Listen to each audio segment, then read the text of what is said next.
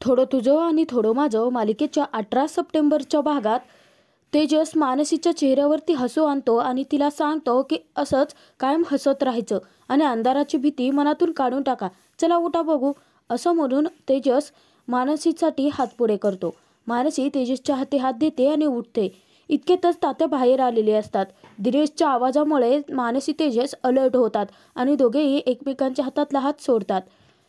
तेव्हा तात्या मानसीला सांगतात की ट्रान्सफॉर्मर उडाला आहे, त्याचं काम चालू आहे, त्याचमुळे लाईट्स गेले आहेत. अंधारामध्ये मुद्दाम नाहक त्रास देणारी माणसं तुझ्या आसपास आहेत, असं तात्या मुद्दाम तेजसला पाहून त्याला टोमणा मारतात. तेव्हा तेजस मानसीची मस्करी करत म्हणायला लागतं की हां हां, निघा निघा, अंधारात मला भीती वाटते करून माझ्या तोंडासमोर येऊ नका पुन्हा. तेव्हा मानसी तेथून जाते. तेजस मुद्दामच तात्यांना बोलतो की बरं झाला तुम्ही बाहेर कंदील आणून लावलात, मला अंधाराची भीती वाटत होती. तात्या तेजसकडे रागाने पाहतात आणि निघून जातात. घरात गेल्यानंतर आभा बोर्डची बटणं दाबत असते. तात्या तिला सांगतात की असं बटणं दाबत बसल्याने काही लाईट येणार आहेत का. सर्वच जण आता अंधारामुळे एकत्र आलेले असतात. आभाला खूप वैताग येतो, तिचा नुसता संताप होतो. ती सांगते की आता आपण काय करणार आहोत. तेव्हा सूरज म्हणतो की अगदी बरोबर बोलते आहेस, आता लाईट गेली आहे मग आपल्याला झोपही नाही लागणार. तेव्हा दिनेश म्हणतो की आता काय जागरण झालं म्हणायचं आणि गप्प बसायचं. आबा त्याला टोमणे मारत म्हणायला लागते की जागरण आमचं होणार आहे, तू काय तिच्या रूममध्ये मस्त आराम करू शकतोस. तेव्हा दिनेश तात्यांना सांगतो, तात्या बघा कशी बोलते आहे ही, एखाद्या लहान मुलांसारखं तिन्ही भावंड भांडण करत असतात.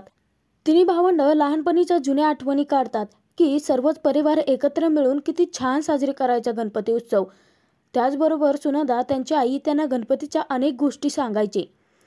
त्याच वेळीस आभाच्या डोक्यात प्लॅन येतो. आभा सर्वांना सांगते की आपण लहानपणी अगदी जसं करत होतो त्याचप्रमाणे अंताक्षरी खेळायची का. तेव्हा छायाला ही कल्पना खूप आवडते. विनोद तिला टोमणे मारत म्हणायला लागतो की गाणी ना सुरात गावी लागतात, भसाड्या आवाजात नाही. आणि छाया त्याला सांगत असते की तुम्ही मला असं बोलू नका, मला गाणी गायला येतात. आणि सर्वच जण बाकीचे त्यांच्यावरती हसत असतात. खूप छान खेळीमेळीचं वातावरण तिथे तयार झालेलं असतं. सूरज तिथे सांगतो, अरे परंतु हा सगळा घाट कशाला.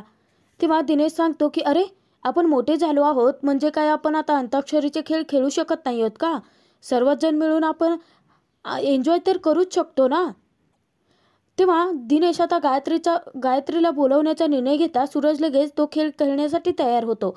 रूममध्ये आल्यानंतर दिनेश त्या रूमच्या लाईट्स ऑन करतो आणि गायत्रीला हाका मारतो. गायत्री चिडते आणि म्हणायला लागते की काय रे, दिवसभर सुद्धा आराम करायला भेटत नाही आणि आता का त्रास देतोयस. तेव्हा दिनेश सांगतो की अगं आपल्या रूममध्ये इन्व्हर्टर असल्यामुळे तुला कदाचित कळलं नाही, परंतु बाहेर लाईट्स गेले आहेत. तेव्हा गायत्री त्याला सांगते की परंतु तुम्ही आहात ना, प्रभूंचे मिनमिनते दिवे, उजेड पाडाल की तुम्ही. दिनेश गायत्रीला सांगतो की लाईट्स गेले आहेत ना, त्यामुळे सर्वजण जागे झाले आहेत आणि आम्ही प्लॅन बनवला आहे अंताक्षरीचा खेळ खेळण्याचा, चल ना तू पण. तेव्हा गायत्री सांगते की हे बघ, तुमचे जे प्लॅन आहेत ना ते तुम्ही बघा. एकतर दिवसभर काम असतं, मला दमायला झालं आहे, मला झोपू देत निवांत. गायत्रीने अंताक्षरीचा खेळ खेळण्यास साफ नकार दिलेला असतो. तेव्हा दिनेश विचार करतो की ॲक्च्युली खरं तर तू न आलेलीच बरी आहे, सर्वांचा मूड स्पॉईल होईल. त्यानंतर गायत्री दिनेशला लाईट्स बंद करायला सांगते. दिनेश लाईट्स बंद करतो आणि बाहेर निघून जातो. त्यानंतर आभा जोरजोराती थाळी वाजवत बाहेर आलेली असते आणि मोठ्यानेच ती अंताक्षरीचा खेळ खेळण्याची अनाउन्समेंट करते. तेव्हा बाकीचे प्रभू कुटुंबीय बाहेर आलेले असतात, मानसी आणि तिचे कुटुंबातले सुद्धा बाहेर आलेले असतात. तर तात्या, विनोद आणि सूरज या दोघांनाही कंदील, चार्जिंग लाईट हे वेगवेगळ्या ठिकाणी ठेवायला लावतात की जेणेकरून सर्व ठिकाणी प्रकाश पडेल. तेजस मनोमन विचार करतो की गायत्री वहिनी जर नसेल ना तर तात्या आणि आईच्या चेहऱ्यावरती किती छान समाधान असतं. दिनेश दादा सुद्धा मन मोकळेपणाने वागतो. सूरज दादाला 50 रुपयापेक्षा माणसं महत्त्वाची वाटतात आणि आबाच्या चेहऱ्यावरचं ते निरागस हसू. हे सगळं असंच कायम ठेवण्यासाठी हात जोडून तेजस गणपती बाप्पाची प्रार्थना करतो. सूरज खूप एक्सायटेड असतो. तो म्हणायला लागतो की चला सुरू करूयात आणि तो सूर धरायला लागतो. तर सर्वजण त्याच्याकडे पाहतच राहतात. तेजस त्याला सांगतो की दादा काय इतके आतड्यातून सूर काढतोयस त्या गाण्याचं म्हणजे. आणि त्यानंतर सर्वांनी टोकल्यानंतर तेजस सांगतो की नाही म्हणजे छान बोलशील, तू छान गाणं गाशील बरं का. तेव्हा दिनेश तिथे सांगतं की सुरू तर करायचं आहे, परंतु सुरुवातीला टीम पाडा ना. आभा सांगते की माझी तर ठरलेलीच आहे, तेजस दादा आणि माझी टीम. तेव्हा तिथे तेजस सांगतं की हो, अशा भेंड्यावर भेंड्या चढवतो ना एक, की त्यातून सुटताच नाही आलं पाहिजे. काय ना, डेकोरेशन करणं, घरातली कामं करणं, रडगाणं गाणं, भांडण करणं हे खूप सोपं आहे ना. गाणं खूप अवघड आहे. बघूयात पाहुण्यांना ते जमतं आहे का. मुद्दाम तेजस मानसीला चॅलेंज देत असतो. सर्वांनाच आता कळलेलं असतं. त्यानंतर तिथे दिनेश सांगतो की ओके कळलं, दुसरी टीम. तेव्हा आभा सांगते की दुसरी टीम म्हणजे जी माझ्या दादाच्या विरोधात तिची दुसरी टीम. नकळतपणे मानसीचं तिने नाव घेतलेलं असतं. तेव्हा मानसी चॅलेंज ॲक्सेप्ट करते आणि ती तात्या सुनंदाच्या बाजूला जाऊन उभी राहत ती सांगते की ठीक आहे, चला खेळूयात मग. निधी देखील त्यांच्याच टीममध्ये गेलेली असते, म्हणजेच मानसीच्या. तेव्हा तिथे आभा सांगते की आता बघा, नाही तुमच्या प्रत्येक माणसाला एकेकाला आमच्या टीममध्ये खेचून घेते ना, तर बघा मग. मानसी निधीला कळतच नाही की नक्की असे का बोलते आहे. टीम तर पडल्या आहेत, मग माणसं खिचून घ्यायचं का बोलते. तेव्हा आभा सांगते की आमच्या घराचा एक रूल आहे, म्हणजे ना 2 टीम पडल्या आहेत आणि प्रत्येक टीममधला प्रत्येक मेंबर गाणं गाणार आहे. ज्या मेंबरला गाणं गाता नाही आलं त्याच्यावरती एक भेंडी चढणार आणि तो आमच्या टीममध्ये येणार. आता बघा, तुमची एक एक माणसं आम्ही कशी आमच्या टीममध्ये खेचून आणतो ते. तेव्हा तिथे आबा बोलून जाते की कारण कट्टर दुश्मनी आहे. सर्वच जण चकित होतात. आबाने तेजस मानसीचं भांडण अगदी मनावरच घेतलेलं असतं, परंतु त्यांच्यात तसं काहीच नसतं. गायत्रीला फसवण्यासाठीचं एक नाटक असतं. त्यानंतर सूरज सांगतो की चला, ठरले आहेत ना टीम, मग चला बसून घ्या, भेंडे चालू करूयात. सूरज तिथे सूर लावत असतो. तेव्हा तेजस सांगतो की दादा, याला सूर लागणं नाही तर सूर बसणं असं म्हणतात. तेव्हा मानसी तेजसला सडेतोड उत्तर देते की हो, तुम्ही नाही बोलायचा आमच्या माणसाला, आमच्या माणसाचा आवाज आम्ही स्वतः उठवू. तेव्हा सर्वच जण तेजसला चॅलेंज करत असतात. मानसी तात्या सुनंदा दोघांनाही विचारते की तुम्ही कोणत्या टीममध्ये. तेव्हा ते दोघेही नकार देतात आणि ते सांगतात की आम्ही पंच, दोन्ही टीममध्ये कसलीच चिटिंग नको ना व्हायला. त्यानंतर सर्वांनीच बसून घेतलेलं असतं. तेव्हा सुनंदा सांगते की तुम्ही निवांत खेळ चालू करा, मी तोपर्यंत सर्वांसाठी चहा आणि पाणी घेऊन येते. गाण्याच्या भेंड्याला श्री गणेशाच्या नावाच्या सुरुवात केलेली असता मानसीच्या टीमकडे आलेले असतं. तेव्हा निधी हिरवा निसर्ग हा भोवतीने या गाण्याने अंताक्षरीची सुरुवात करते. तर निधीने गाणं गायल्यानंतर हे अक्षर तेजसच्या टीमकडे आलेले असतं. तेव्हा अभा त्यांना सांगते की अरे सोपं आहे रे, आणि रेशमाच्या रेगानी हे गाणं तिनं चालू केलं असता निधी देखील ते गाणं गायत असते. तेव्हा दिनेश तिला सांगतो की अगं तू तर आपल्या टीममध्ये आहेस ना, त्यांचं गाणं का गातेस. तेव्हा निधी सांगते की दादा, अरे आपण एन्जॉय करतो आहोत ना, मग काय होतं गाणं गायल्याने. अभाने गाणे गायल्यानंतर मानसीच्या टीमकडे आलेलं असतं. तेव्हा मानसीने अगदी सुरात गाणं गायला सुरुवात केली असता तेजस अगदी घायल होऊन तिच्याकडे पाहतच राहतो. तर त्यानंतर तेजसच्या टीमकडे पुन्हा आलेलं असतं आणि वरून गाणं गायचं असतं. सूरज त्यांना चिडवत असतो की यांना अजिबात नाही जमणार आहे. तेजस आभा दोघांनाही वरनं गाणं सुचत नसल्याने समोरच्या टीमने काउंटडाऊन चालू केलं असता. तेजस त्यांना सांगतो की आठवलं आहे, आणि तेजस हे सुरांनो जागे व्हा हे गाणं गायला त्याने सुरुवात केलेली असते. सर्वच जण तेजसच्या आवाजाने अगदी मंत्रमुग्ध होऊन गेलेले असतात. तेजसच्या आवाजाचं, त्याच्या गाण्याचं तात्यांनाही तितकंच कौतुक असतं.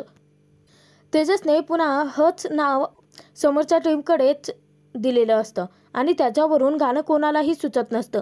तेव्हा मानसी सांगते की मला येतं आहे, परंतु अभा तिला गप्प बसवते आणि तिला सांगते की तुझे झालं आहे गाऊन, त्यामुळे तू नाही गायचं. इतक्यातच विनोदला गाणं सुचतं आणि तो गाणं गात असता सर्वच जण त्याच्याशिवाय धमाल मस्ती करत असतात, एन्जॉय करत असतात. तर विनोदने कोंबडी पळाली हे गाणं गायला असता त्याची थट्टा करत असतो. तर त्याचनंतर सुनंदाने चहा आणलेला असतो. सर्वजण चहा घेत असता दिनेश दादा तिथे सांगतो की अरे हे तर समोरची टीम खूपच जास्त वेळ घेते आहे.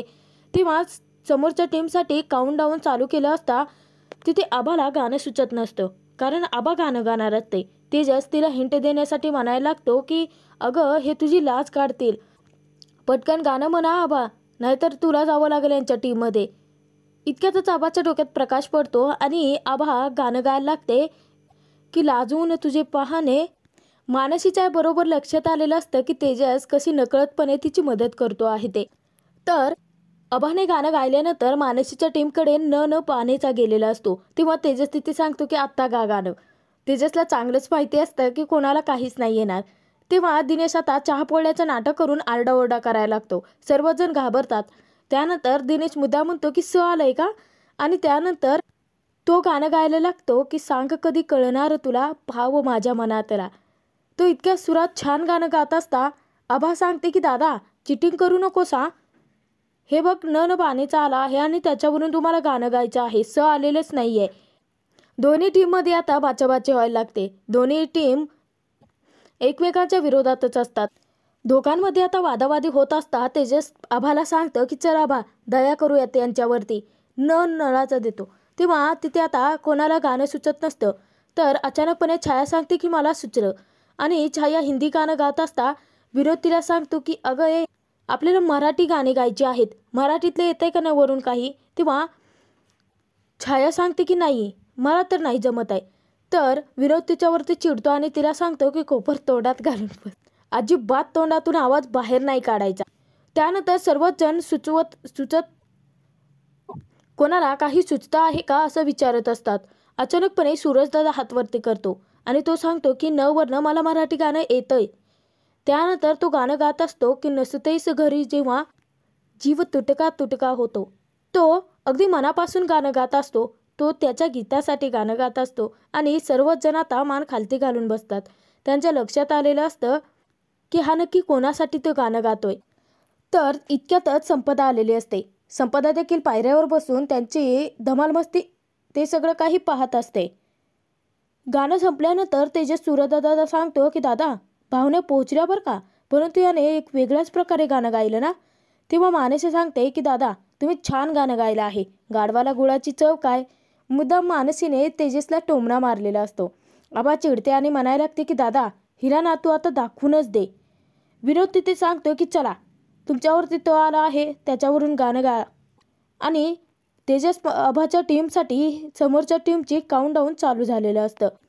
तेजस तिथे सांगतो की येतं मला गाणं गायला येतंय.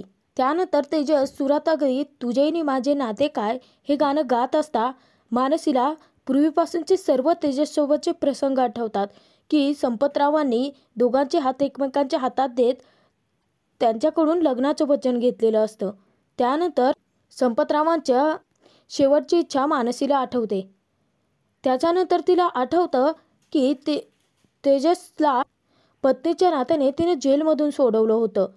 त्यानंतर पुढचा प्रसंग तिला आठवतो की तेजसने त्याच्या डोळ्यात काहीतरी खुपते असं सांगितल्यानंतर मानसीने त्याच्या डोळ्यामध्ये फुंकर मारली होती. मामीच्या घरी जेव्हा तेजस गेला असता मामीने जेव्हा मानसीला घराबाहेर ढकललेलं असतं तेजसने मानसीला सावरलेलं असतं. त्यानंतर फक्त मानसीच नाही तर तेजसलाही मानसीसोबतचा एक प्रसंग आठवतो. तो म्हणजे गणपती बाप्पाच्या डेकोरेशनचं सामान आणायला गेला असता तेजस मानसी दोघेही एकाच बाईकवरती बसून आले होते. त्यानंतर निधी मानसीला इशारा करून तेजस किती छान गातोय असं सांगते. गाणं संपल्यानंतर सर्वजण तेजसचं कौतुक करत त्याच्यावरती टाळ्यांचा वर्षाव करत असतात. तेजस एकटक मानसीकडे पाहता राहतो. तेव्हा मानसी विचार करते की राष्ट्रहित या गाण्यातून जो प्रश्न तुम्ही मला विचारला आहेत ना त्या प्रश्नाचंच मला उत्तर द्यायचं आहे तुम्हाला. हा भाग इथेच संपतो. पुढील भागात आपण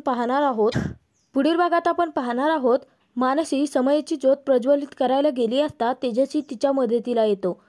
तेव्हा मानसी चकित होऊन विचारते की राष्ट्रहित तुम्ही इथे आणि बाहेर. तेव्हा तेजस सांगतो की मैफिल रंगले आहे गाण्याची आणि नात्यांची सुद्धा. मानसी तेजसकडे पाहत राहते. त्यानंतर दुसऱ्या दिवशी घराची संपूर्ण सजावट चालू असता मानसी दिनेश दादाला सांगते की माझ्या ना या पाकळ्या आता तोडून झाल्या आहेत. मी बाहेरपासून सुरुवात करते सजावटीला. तेव्हा दिनेश दादा होकार देताच मानसी बाहेर जात असता समोरून आभाची मैत्री गार्गे आलेली असते. खरं तर मैत्रीण ती आभाची नसतेच. गीताने तेजससाठी काढलेली एक छान मुलगी असते. मानसी तिची दोघींचीही धडक होते. मानसीच्या हातून फुलांचं ताट उधळलं जातं आणि गार्गी पडणार इतक्यातच तेजस तिला सावरतो. तेजस गार्गी एकमेकांकडे पाहत राहतात. तेव्हा मानसी मात्र चकित होऊन तेजसकडेच पाहत राहते. तेजस मानसीच्या मध्ये आलेल्या गार्गीमुळे का असेना, परंतु मानसी तेजसला स्वतःच्या मनातील सर्व काही भावना सांगणार का, हे पाहणं खूप मनोरंजक